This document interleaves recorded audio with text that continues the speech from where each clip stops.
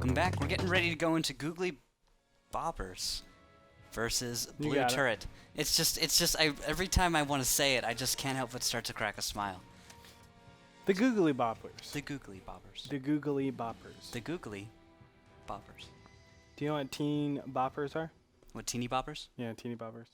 Kinda. I don't really it's just get like silly teens in weird clothes. Yeah, it's kind of that type. You know, that always bop their heads like that. I never really got that. I always think of the girls that like have the side ponytail thing. No, not the side. Just like that, and just like a poof. Yeah, something like that. Mm. I don't really know. I don't. What kind of is that? The kind of imagery you're getting when Googly Boppers? Okay. I am. You're seeing teeny boppers. I'm seeing people from Google that are teens that are bopping. Guys, we are ahead of schedule, so this is the fireside chat of WGLNA. Yep. Welcome to the fireside chat of WGLNA. Today we'll be taking a look at what it is, what it takes to be a great tanker. Joined alongside me is Rookil. Okay, Randall Holcomb. Randall, how are you doing? I'm doing really well, Andre. I'm glad. Yeah. So the discussion that we want to talk about is what makes a great tanker. You know, that's a great question, Andre. It is. Now, there's a lot of things that we can think of. Mm. It could be a heavy tank. It could be a light tank. It could be the utility tank that has this vague ambiguousness of it. We don't really know what a utility tank is. But I want to start on the light tank. On the light tank. What makes a great light tanker? Well, you see, Andre, when I think about any tank, I think of it as a scout. I want to spot everything with it, be it a heavy, medium, or light. Light tanks are just easy mode scouting. You see, they're the easiest tanks to scout. So you'd even with. say a heavy tank. Oh yes, it's just scout. it's scouting in hard mode. And even harder mode is scouting with an artillery piece. Would you even do that in 742? Oh, of course. Yep. This is why Rookil retired and became a caster. Yep. Life is hard. Life is easy now, Andre, because I don't have to work hard at scouting in heavy tanks. You just have to... Every time you see, oh, they're using a T-32 as a scout. Idiots! Why is he playing it on hard mode? He's not even good enough to beat the bots in hard mode yet. If you can't beat the bots in hard mode already, scouts, I mean, what are you going to do? I know, right? Yeah. No, honestly, we were just kidding about the fireside chat. Yeah. Just trying to kill some time here because we are way ahead. Yep. I mean, that 3-0 really set us a ways ahead. They are starting to get... We got one team in here. I believe that is guys from Villain, so that's going to be Googly Boppers. They look to be getting ready to go. And actually, we've got someone returning that we should recognize. Bananas to the Wall host Bananas is back. to the Wall host. All we need is Okeano right now. Okeano. The qualifiers last season were just incredible. We saw a dramatic increase of skill in the last qualifiers. I think that's the same here. For those of you just tuning in, we have both of the Wreak Havoc guys over here. And we also have War and Peace and Game Over Insert Coin. Now, this is a team that is a branch off of Game Over, just like Cazadores or Simp. Yeah. Or what are some other teams that have? I think you got it. You got the Cazadores, you got Simp, you got... Well, now we have, of course, Game Over again. There's Refuse to Die has an offshoot team. Really? Yeah, I can't remember their name. Do we have them on tonight? Let me think. Is Bomb Squad? Bomb Squad, I think, might be the Refuse to Die offshoot. Could you imagine? Okay, let's just talk about this. Let's say Bomb Squad gets really, really good. Yeah. Okay. Let's say our finals goes to New York City. That'd be sweet. And they're in their jerseys going through the plane. That would be awkward. I think you can buy shirts that actually say Bomb Squad on. They'll have an easy time actually getting jerseys because they just have to buy like one of those like FBI shirts, you know. You understand the problem though that goes with having a shirt that says Bomb Squad and going into a New York City. No, going on an airplane to New York City.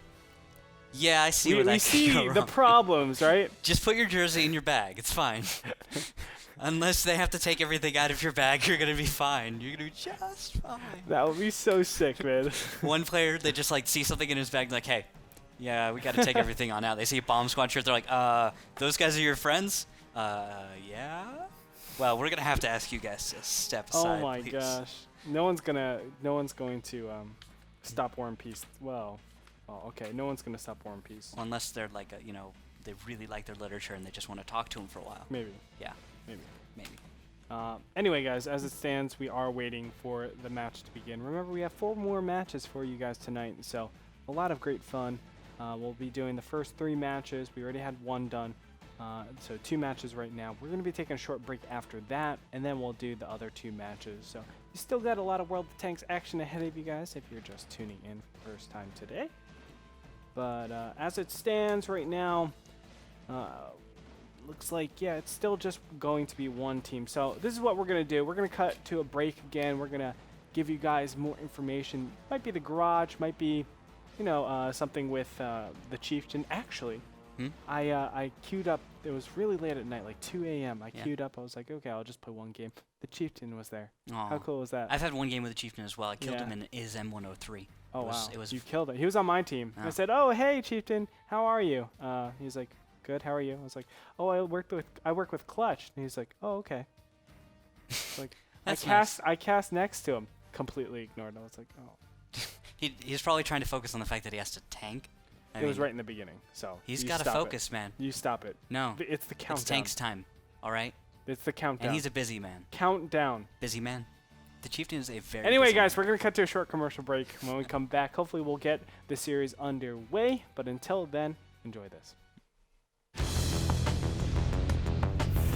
Welcome back, guys. BT is here. The Googly Bobbers are here. We're about to start on Mines. It looks like it's going to be our first map. And it's going to be Mines. Rookhill, I'm looking forward to this. Of course, 2 teams that we don't really know too much of right now, but we've seen some names and recognized some names from the past. But I got to say, if I had a whole season with the Googly Boppers, would not hate it. You would not hate it? I'm showing a little bit of bias just on names today. Blue Turret, I mean... It's just an old name of World of Tanks. Blue Turret. Blue Turret. You've heard Blue Turret before? Yeah, they used to do Clan Wars a lot. Okay. Yeah, I mean, it's okay. I mean, Blue Turret, I mean... That's a cool name, no big deal. But the Googly Boppers. Oh, man. This is sponsored by Nike brand type of quality right there. And you don't get names like that in other games. Exactly. You just don't get names of this quality with player names of this quality. You know, you've got Spoon. I am trolling a little bit, but I actually do love the name. Like, it's not. Yeah. Obviously, I'm trolling about the Nike stuff, but I love the name. Look at the it's player so names. Cool. You got Zombie Food, Spoon, the Bananas to the Wall host. He's back, guys. He's back on the Googly Bobbers. Just the Sovereign Zul. We got Antosha. Yeah, Antosha. Armor Ghost. See? Baronish. Life is good. Although the other side, we got Death Reaper. Okay. Let's go to my screen, please. Okay. Ian, can you do this? Yeah. Please tell me how to read this. Can anybody read this? NBMJHK6. NBMJHK6. We are not going to say that. What are we going to say? We're going to pronounce his name every time. Nimigish? Just okay. Then we got West Coast kicking. Nice. Red Blade, ZXFT. Got a lot of cool names. Oh, they actually have a cool name person. Herpicus McDurpington. Herpicus McDurpington. That's a good name. That is a good name. But Mines obviously going to be one of the old school maps, I would say. I would say Mines has gotten really stagnant in competitive play as of late. I disagree. Think about all that east side play we've been seeing. So much east play. Teams had pretty much given up on east side play. It was like, it's a bad idea. You're just going to get flanked from the hill, and they'll have the high ground advantage, and they'll have that positional advantage. It just, they win with that. I still think it's awful. Well, I guess we're going to have to disagree. You guys can tell us what you think on social media, though. At Rootkill, at Greetorp, at WGLNA. Social media, at Twitter. Twitter.com/Rootkill. Yes. 2 used. Twitter.com/Greetorp. See, my argument, Rootkill, is that the east side push, we saw this in Fulcrum Gaming versus Simp, but I think it's very easily countered with the T1. Oh, certainly very easily countered, but you have to actually have an opening move that prepares for it. We'll have to see what their opening moves are, because we're about to head into Mines under. Okay. Well, we'll talk about it. Let's do it. Let's go into game.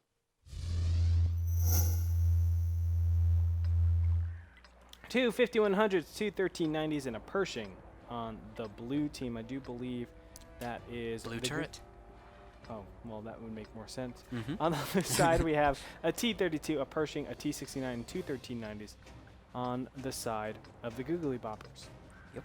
And T32 actually showing up. So 5100s here on mines. This is, I'm not sure I'm a big fan of both of these lineups. I gotta say, though, the Googly Boppers definitely bringing a lineup that I prefer.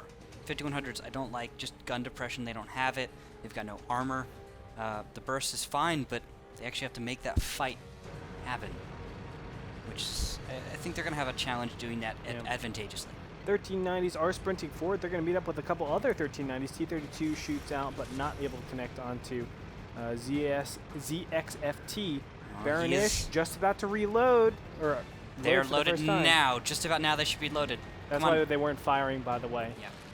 1390s take about 42 seconds, I would say. Depends on crew skills. Yeah.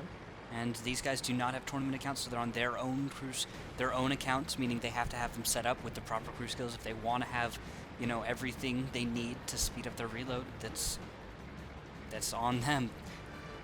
And it looks like no real engagement. This is a really strange situation to have having two 1390s on the hill sharing it and not fighting. Well, it's going to come down to the 1390s. Who wins in this 2v2? Whoever wins will claim that control on the hill. And now shots are traded. Red Blade misses. Oh, misses across the board, but Spoon takes the first hit.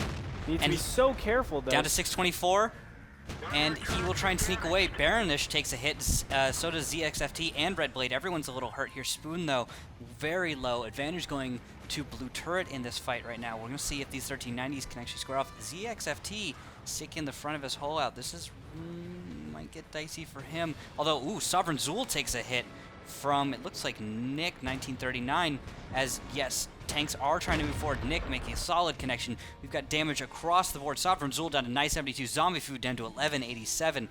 More and more hits everywhere. 5100 taking hits. Damage is being spread like crazy. I'm waiting to see the focus fire. 1390s from Blue Turret are facing the way of the T32, the Pershing, and the T69. That gives Spoon and Baronish a little bit of room to push forward.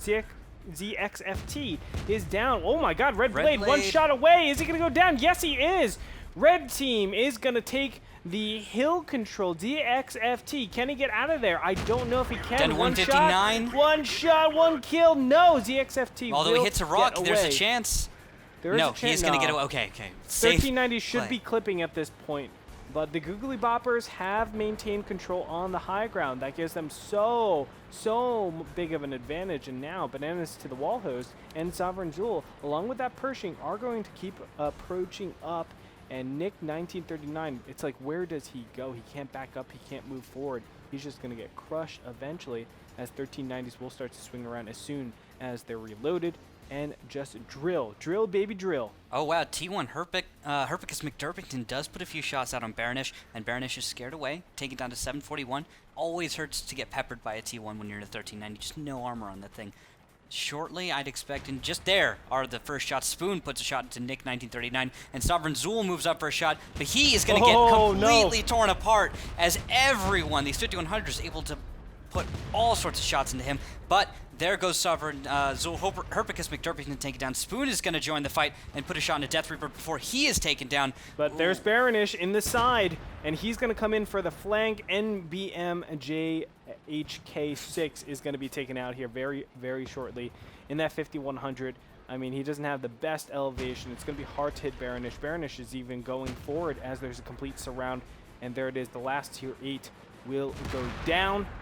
Just one tier 1 left, but a great effort. West Coast kicking.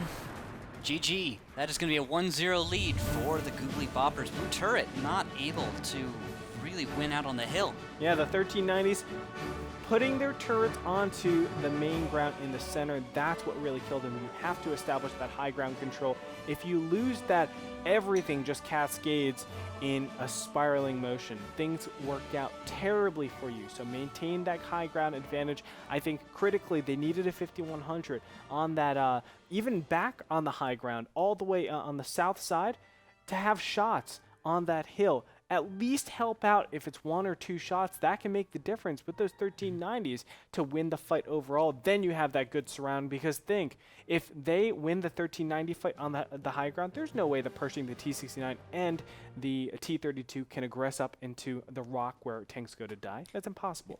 And actually, I kind of want to get into the thought process that both of these teams were going into. That's what I'm thinking. I'm thinking, what are these guys actually thinking about? They're both respecting the hill, right? Yeah. And they're both just putting so much weight on the hill. They both sent 2 1390s, so they're both thinking along similar lines, but they brought different lineups. So who's really doing a better job of the same approach to this map? Okay, well, let's go into my detailed report, and we're going to find out right now.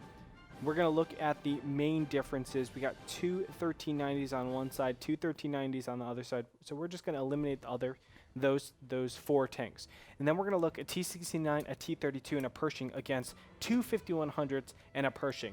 So it's really the 5100s against a T69 and a T32. What would you rather have in mind? And the real question comes down to, what type of engagement are you looking for? You're looking for all autoloaders against just single fire tanks, right? Very slow, very methodical. They're going to put that consistent fire. But are you going to have fights like that? Are you always going to be a hold down position against 5100s? Or is it going to be an all out brawl where the 5100s can really take control? And in that particular fight, what did we see? The T32, T69, and Pershing went to fight against the 5100s in hold down position. That is not a position that you want. You have to pull the trigger if you are the 5100s and just go for it. Because if you have a long, spread out fight, it's always going to go, well, I shouldn't say always, but it's more likely going to go to the single, consistent fire tanks rather than the 5100.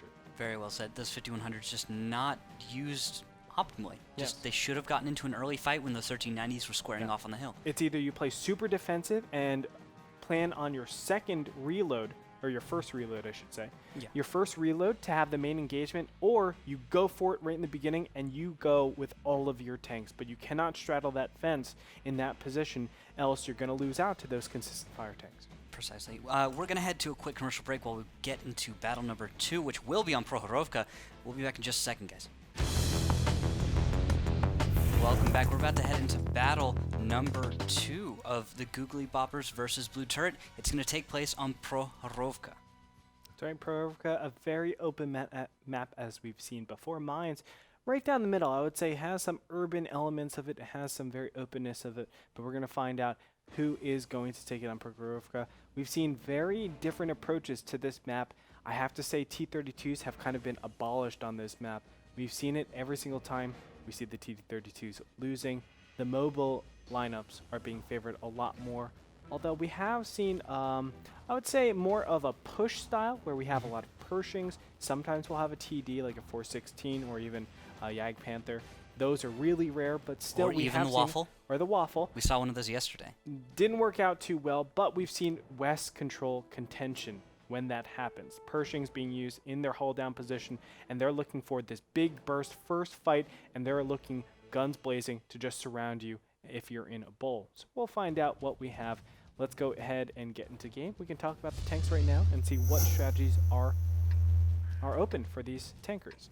A 5100, a T32, 3 1390s on the side of Blue Turret, a T32, a Pershing, a T69, and 2 1390s. So the difference is the 1390 instead of a T69 for these two teams. Very similar lineups though. T32s are being brought. Pershing being brought as well. That's slower. We're probably going to see a lot of West control contention, as I was saying before.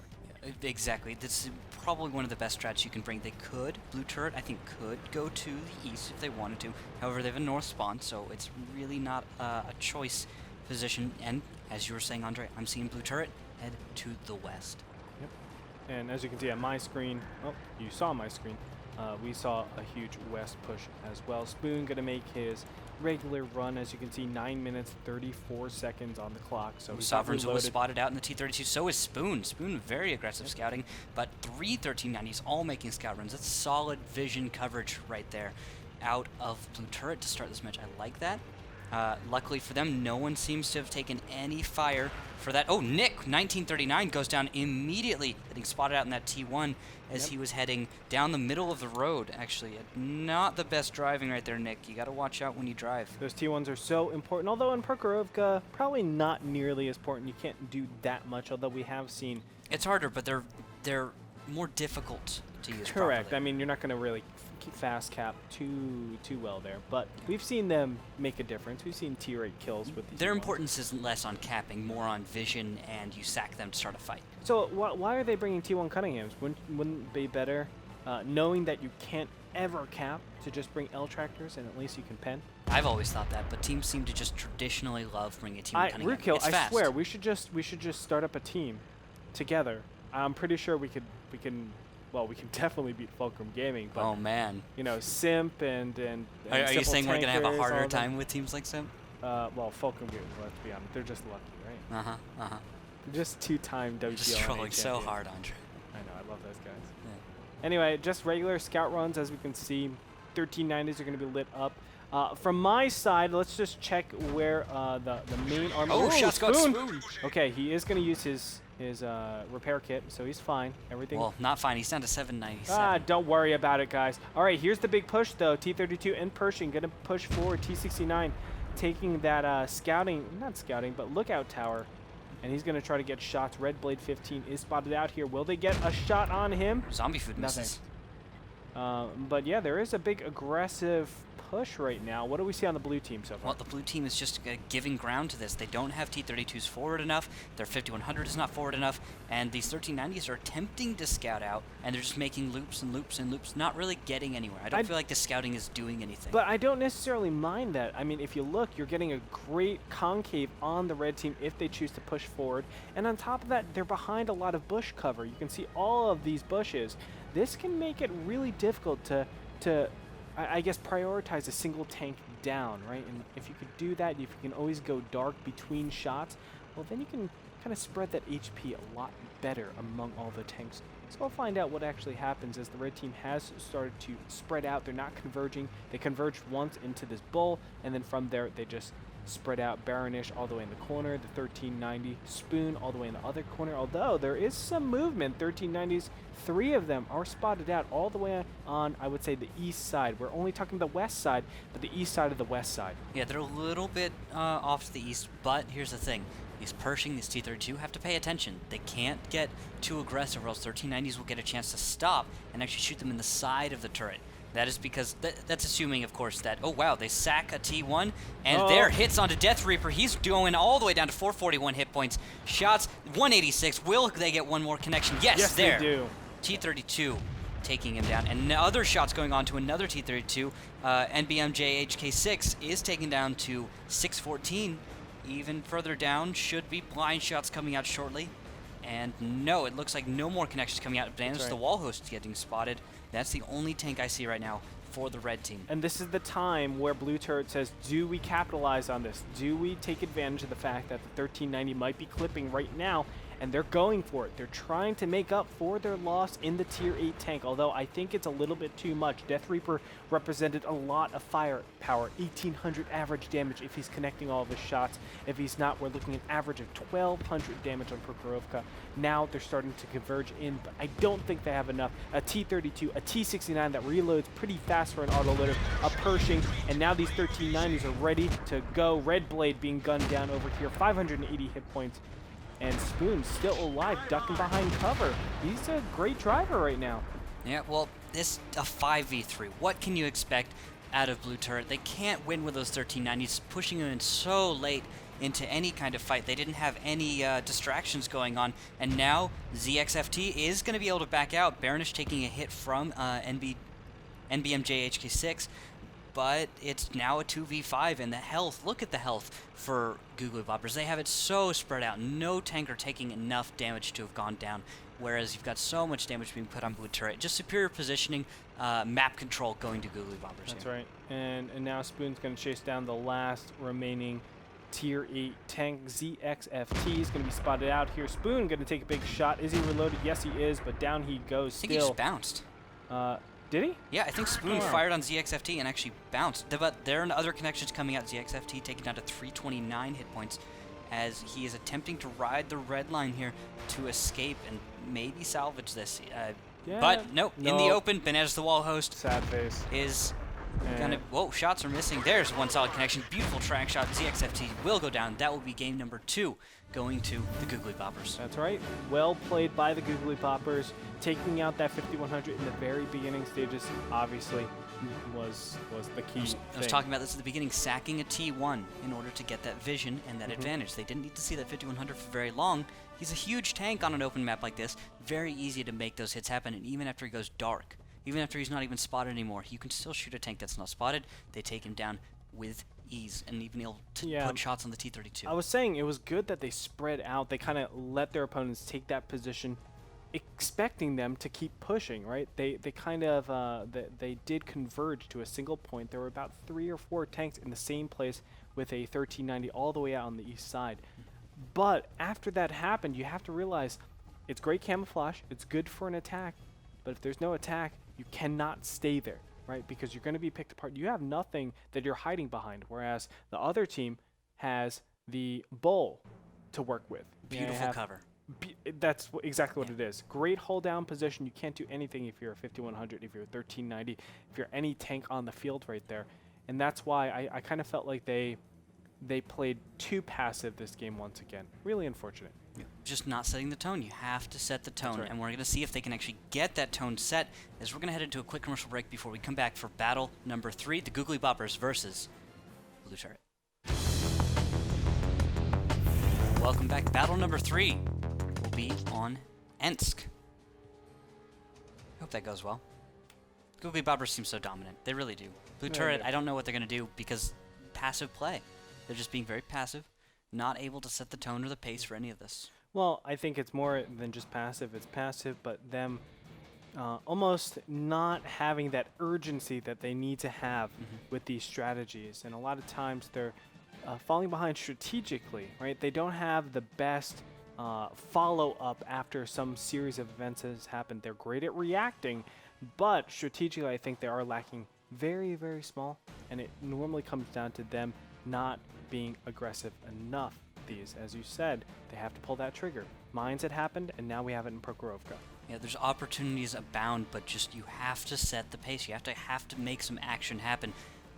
Most teams aren't going to be able to play a reactive game. It's very difficult to play a perfect reactive game that you're actually going to play advantageously. Simp is probably the only team that I see get wins out of reactive play.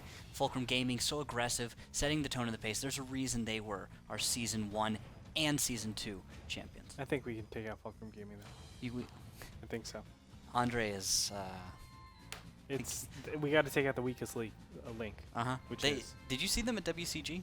They were okay. They got 3rd place. 3rd place is not 1st place. They had to go up against my a Ukrainian super team, okay? Right? I'm just letting you know. My parents would not be impressed. Well, your parents were very strict people, Andre. Okay? We're not Cesians, we're not Bejans, we're Asians.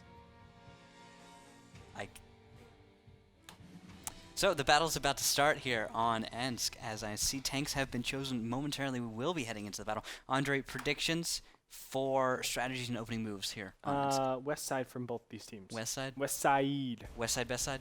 I wouldn't say best side. I think east side is so much fun. I think switching it up constantly is so important on this map. Because I know you always talk about the stagnation that can happen, but I feel like proper T1 play can actually kind of mess with that a lot. Like, you can do a lot of tricky things if you go all to the east side and have 2 T1s going into the west side. Wow, that sounds crazy. But if you do a series of events, if you're able to pick off a T1, there can be some cool rotations that you do from get to west side with an extra T1 or extra 2 T1s, and at the same time having a lot more control over your opponents. It's just my theory on this. But the battle has started. The countdown has begun. Let's head into game. The Googly Boppers versus Blue Turret.